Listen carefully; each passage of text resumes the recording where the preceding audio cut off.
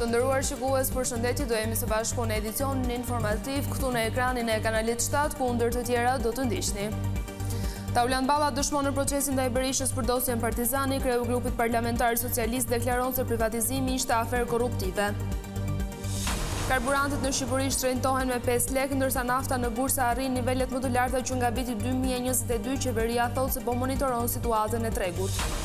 4 kandidatë dorëzojnë kërkesat për të garuar përballë Berishës, por 2 prej tyre, Ervin Saliani dhe Alesia Balliu, janë përjashtuar nga Partia Demokratike. Qytetarët e Kosovës do t'i drejtohen kutive të votimit në 7 qershor. Ushtruesja e detyrës së presidentes Albulena Haxhiu caktoi datën pas takimit me partitë.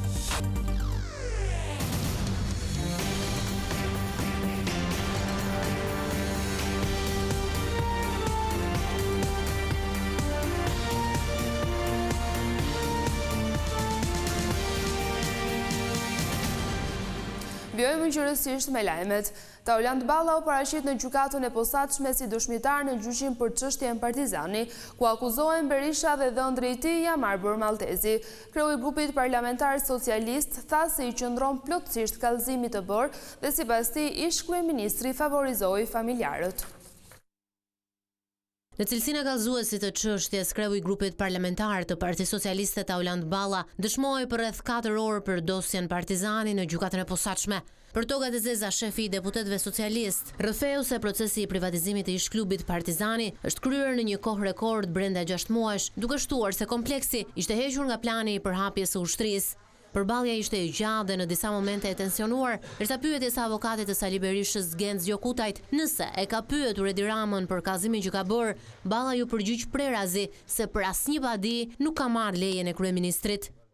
Ka një problem që ai që ka firmosur kthimin e këtij klubi sportiv në terren ndërtimi është kryetari juaj. Rrëfimi juaj sot bie ndesh me veprimin që ka kryer kryetari Edi Rama.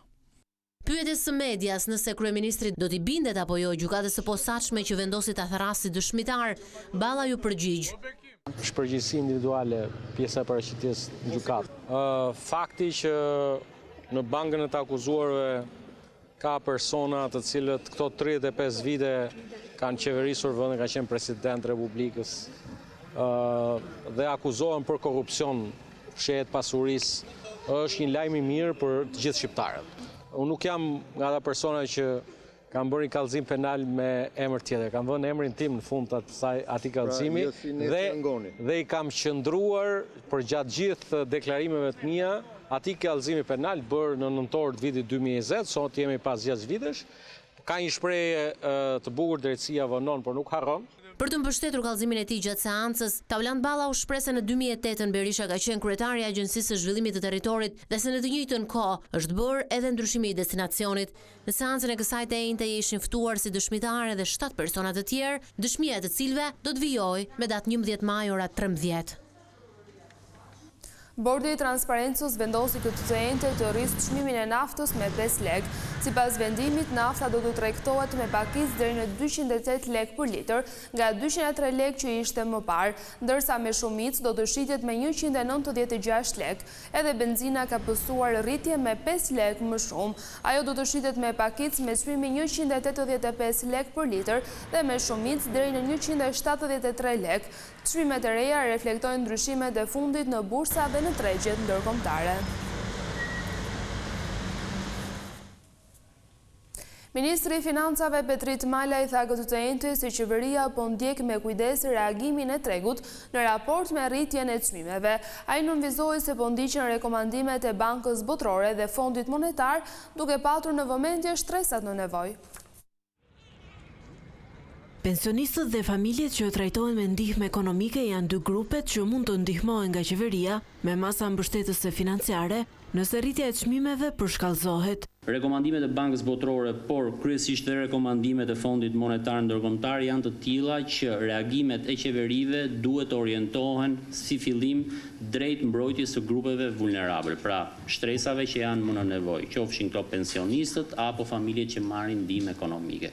Kështu që edhe ne çfarëdo lloj mase që do të marrim dhe që do të ndërhyjmë në treg për të përmirësuar situatën do të jetë rakorduar me partnerët tanë. Qeveria ju ktheu një përgjigje edhe shoqatave të biznesit që pak ditë më parë kërkuan ose ndërhyrje në taksa ose subvencionim për të përballuar situatën e krijuar për shkak të çmimit të naftës. Këto janë masa lehtësuese të cilat ne do t'i vlerësojmë rast pas rasti, por siç thash, rekomandimet nga FMN-ja dhe nga Banka Botërore vijnë në një formë të tillë ku orientimet e ndihmës që jep qeveria duhet të jenë fillimisht te grupet vulnerabël dhe ke shtresat që kanë më shumë nevojë përpara se sa të fillojmë dhe të ndihmojmë sektor specifik brenda ekonomisë shqiptare. Ministri Malaj shpjegoi edhe çfarë po ndodh me bastet sportive online, të cilat për momentin janë të ligjshme vetëm në letër, edhe pse rikthimi i tyre u miratua në parlament në 2024. Kanë mbetur dhe 2 akte nënligjore të cilat ne jemi duke i bashkërenduar me Ministrinë e Drejtësisë dhe sapo ti bashkërendojmë dhe të dakordësojmë,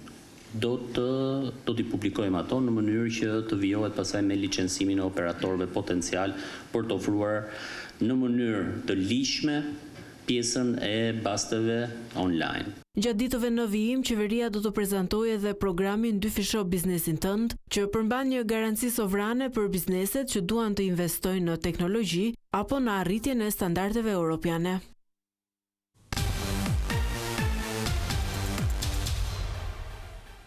Ervin Seliani, Alesia Balliu, Mereme Sala dhe Evi Kokalari janë 4 emra që synojnë të marrin Sali Berishës drejtimin e Partisë Demokratike.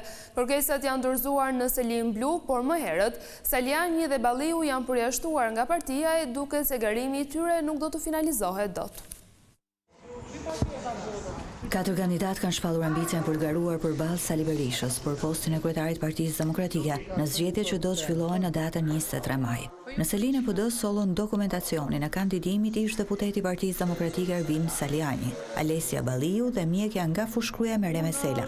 Ndërkohë që ish antarja Komisionit të Rithemelimit Evi Kokalari deklaroi se i ka dërguar nëpërmjet postës elektronike. Ish deputeti PD Seliani dërgoi përfaqësuesit e tij në seli pasi ndodhet jashtë vendit, por asnjë prej antarëve të sektorit të organizimit nuk ndodhej në parti për të marrë zyrtarisht kërkesën për kandidim.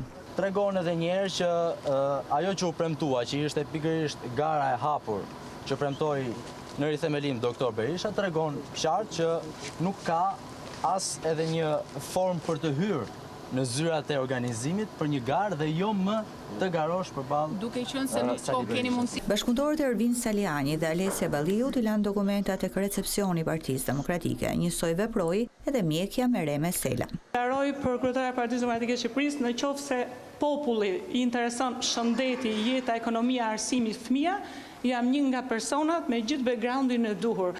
Disa javë më parë, Partia Demokratike ka vendosur përjashtimin nga partia të Alesia Balliu dhe Ervin Seliani, ndërkohë që sipas PD-s, Evi Kokalari nuk është antare e kësaj partie. Ndaj në këtë situatë duke se asnjë prej tyre nuk mund të marrë pjesë në zgjedhjet e brendshme të PD-s. Sekretari i përgjithshëm Flamur Noka përsëriti këtë qendrim duke akuzuar Ervin Seliani për bashkëpunim me Ergjys Sagasin dhe Suel Çelën. Kur të caktohet gara për administratorin e Gysit, të shkojnë të aplikojnë gjithë. Për Partinë Demokratike duhet të jesh pikë pari demokrat, jo të shërbesh Ramës, do të jesh njëri që shërben demokratëve. Nga të gjithë kandidatët Noka veçoi vetëm mjeken Mereme Sela. Mereme Sela është demokrate. Është antare e partisë. Është pritur, ka dorëzuar. A i plotson kriterit, as i plotson kriterit, është çështje e institucioneve. Sipas kritereve të vendosura nga Komisioni Zgjedhor në PD, për të marrë pjesë në këtë garë duhet që kandidatit ketë pasur funksionet larta drejtuese, e të ketë bërë betejë politike e publike ndaj duke se dhe mjekja Sela ka pak gjasa të hyjë në garë. Në këtë situatë, në 23 maj, duke se kandidati vetëm do të jetë lider historik i Partisë Demokratike, Sali Berisha, i cili do të kërkojë mbështetjen e demokratëve për t'i udhëhequr në 4 vitet e ardhshme. Pas zgjedhjeve demokratike nuk mund të ketë të ardhme për Shqipërinë. Ky ishte mesazhi kryesor që ndau në forumin e partive të djathta në Kroaci, lideri i opozitës Sali Berisha. Ai akuzoi qeverinë se është përgjegjëse për bllokimin e integrimit të vendit. Kryetari i Partisë Demokratike Sali Berisha shfrytëzoi forumin e Bashkimit Demokrat Ndërkombëtar IDU në Zagreb për të ngritur shqetësimin e opozitës për standardet zgjedhore në Shqipëri. Në fjalën e tij Berisha akuzoi qeverinë socialiste se i ka shndërruar zgjedhjet në një farsë elektorale. Procesi më themelor për një vend demokratik janë zgjedhjet dhe mundësia rotacionit të pushtetit. Nëse e bllokon këtë, demokracia bie gjithnjë më shumë. nëse arreston 2 lider të partive kryesore të opozitës dhe i vendos në proces penal pas një arsye ligjore dhe të tretin në vitin e zgjedhjeve, kjo ndodhi në Shqipëri dhe në Tunizi. Të dy i bën këto, pas zgjedhje nuk ka të ardhme. Kështu që mendoj se procesi më themelor për kombin tim duhet të rikthehet. Berisha theksoi se Partia Demokratike mbështet procesin e integrimit të vendit në Bashkimin Evropian, por ky proces sipas tij duhet bazohet në merit. Berisha theksoi se sot është qeveria shqiptare ajo që po e dëmton integrimin. Mendoj se për momentin pengesat kryesore të integrimit të Shqipërisë në Bashkimin Evropian janë e para autokracia zgjedhore, se dyti edhe më keq se kaq, Shqipëria është i vetmi narkoshtet në Evropë. Bashkimi Demokrat Ndërkombëtar, IDU, është organizata që mbledh partitë e djathta dhe të qendrës nga e gjithë bota. E forumi që po zhvillohet në Zagreb do zgjas 3 ditë. Shqipëria ka marrë mbështetjen e Çekisë, Slovakisë dhe Austrisë për integrimin në Bashkimin Evropian. Ministrat e jashtëm të 3 vendeve që vizituan Tiranën i shprehën homologut Ferit Hoxha vlerësimet për hapjen në kohë rekord të grup kapitujve. Austria, Çekia dhe Slovakia mbështesin Shqipërinë në procesin e anëtarësimit në Bashkimin Evropian. Në një deklaratë të përbashkët për mediat nga Tirana, ministrat e jashtëm të 3 vendeve të Unionit theksuan se Shqipëria ka hapur grup kapitujt në një kohë rekord dhe se ky ritëm duhet të vijojë dhe për përmbylljen e tyre, por me kush që reformat të jenë frytëdhënëse. Gjithçka bazohet tek meritokracia. Ju keni bërë një punë të mirë për sa i përket procesit të integrimit, por duhet të fokusoheni edhe tek miratimi i reformave. Përkthimi i ligjeve nuk duhet të bëhet vetëm në letër, ajo duhet të zbatohet në terren. Ju keni bërë një punë të mirë. Republika Çeke qëndron krah Shqipërisë në këtë proces, i cili nuk është as pak i lehtë.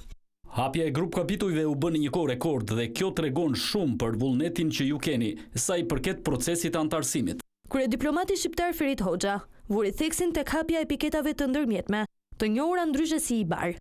Jemi plotësisht angazhuar për të ruajtur këtë ritëm të fortë dhe presim përmbushjen e IBAR sa më shpejt në një periudhë të afërt, duke hapur rrugën për fazën e ardhshme të negociatave, atë të mbylljes së kapitujve, për të cilën kemi punuar në mënyrë intensive dhe jemi përgatitur paralelisht.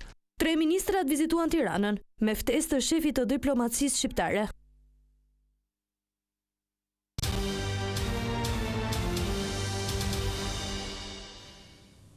Policia e Tiranës ka vënë në pranga 26 vjeçarin Gerald Toçe dhe ka shpallur në kërkim 2 bashkëpunëtorët e tij pasi dyshohet se në bashkëpunim me njëri tjetrin siguronin dhe shpërndanin lëndë narkotike. Arrestimi i të riut erdhi pas një kontrolli rutin nga efektivët e forcave shqiponja, të cilët e pan ato duke konsumuar lëndë narkotike. Pas ndalimit, policia ushtroi kontroll në zonën përreth dhe në ambiente të përbashkëta të një pallati ku gjeti doza kanabisit të fshehura. Ashtu në makinën e tij të parkuar përballë pallatit u zbuluan 1.3 kg kokainë, rreth 400 gram kanabis sativa si dhe 13 tableta. Policia bëri me dije se vijon puna për lokalizimin dhe kapjen e 2 personave të shpallur në kërkim, si dhe për identifikimin e personave të tjerë që mund të jenë të përfshirë në këtë aktivitet kriminal.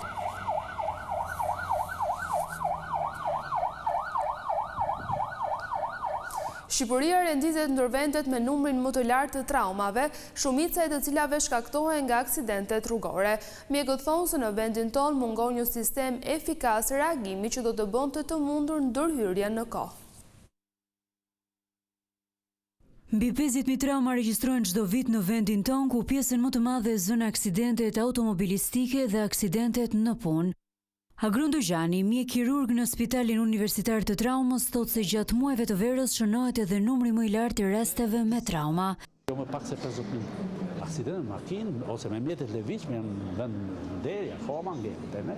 Janë shtu aksidentet në punë, traumat, pikun e vetë kanë në periudhën e muajve të verës, ku fillojnë vakancat, ku vinë edhe turistë huaj tashmë e njohur që janë rritur ndjeshëm në Shqipëri, me shifra enorm duke krahasuar me vitet tjera. Sipas tij, në shumë raste ndihma e parë nuk i jepet në mënyrën e duhur, duke bërë që të lënduarit të përballen me pasoja edhe më të rënda. Nuk dini me procedurë bazike të lirimit rrugëve frymëmarrjes, që nga ngritja mjekrës apo ngritja nofrës. Janë 2 procedura tjera që s'kan nevojë që të realizohen procedura dhunshme, të cilët jo rrallëherë dëmtojnë vetë pacientin apo dhënësin e ndihmës. Dojani nënvizon gjithashtu nevojën për një sistem më efikas reagimi ndaj emergjencave që do të siguronte ndërhyrje të shpejtë dhe të saktë për të aksidentuarit, një hall që sipas tij ende mungon. Nuk kemi sistem traume në Shqipëri. Ne kemi sistem shëndetësor, sistem spitalor, po sistemi traumës është më shumë se spitali. Duhet një dakordësim i gjithë grupeve të interesit. Tashmë nuk është risi, një pjesë e madhe e vendeve të Europës, vjet ishte Greqia që pas një luftet madhe, se nuk është çështje dëshire, është çështje implementimesh, protokollesh, sistemesh, mënyrë të reagimit të institucioneve, që nga momenti i ndodhjes traumave, i parandalimit tyre, rehabilitimi, janë një sistem i gjerë, i cili do kohën e vet. Këto shqetësime u diskutuan në konferencën mbi stilin e jetesës dhe reduktimin e rrezikeve, ku ekspertë të shëndetit trajtuan edhe rëndësinë e parandalimit të traumave tek të rinjt. Spitalore si dhe roli i standardizimit klinik. Qytetarët e Kosovës do t'i drejtohen kutive të votimit në 7 qershor, në zgjedhjet e treta në më pak se një vit e gjysmë. Albulena Haxhia, e cila ushtron detyrën e presidentes, njoftoi datën pas takimeve me përfaqësues të partive politike. Ushtruesja e detyrës së presidentes Albulena Haxhiu ka caktuar datën 7 qershor për mbajtjen e zgjedhjeve të reja parlamentare. Në një konferencë për media pas takimit me përfaqësues të partive politike, Haxhiu tha se këto vendime mori pas disa vlerësimeve. Në këtë takim ishin ftuar 17 parti politike, ishin të pranishëm 15 prej tyre. Dëgjova propozimet e partive politike për datën e zgjedhjeve. Pas vlerësimit të afateve kushtetuese, nevojave organizative të Komisionit Qendror të Zgjedhjeve dhe rëndësisë së pjesëmarrjes sa më të gjerë të qytetarëve në këtë proces, kanë vendosur që zgjedhjet e parakohshme për Kuvendin e Republikës së Kosovës të mbahen në 7 qershor. Përfaqësuesit e partive politike kanë shprehur pajtim që 7 qershori të jetë data e zgjedhjeve pas takimit që kanë pasur me Albulena Haxhiun. Nga ana tjetër, Bashkimi Evropian ka shprehur keqardhjen që partitë politike në Kosovë nuk identifikuan një figurë unifikuese për kandidat për president, duke bërë që vendi të mbajë zgjedhjet e treta në më pak se një vit e gjysmë. Ishte gjithçka e përgatitur për këtë edicion informativ, bashkëndajemi këtu natën e mirë.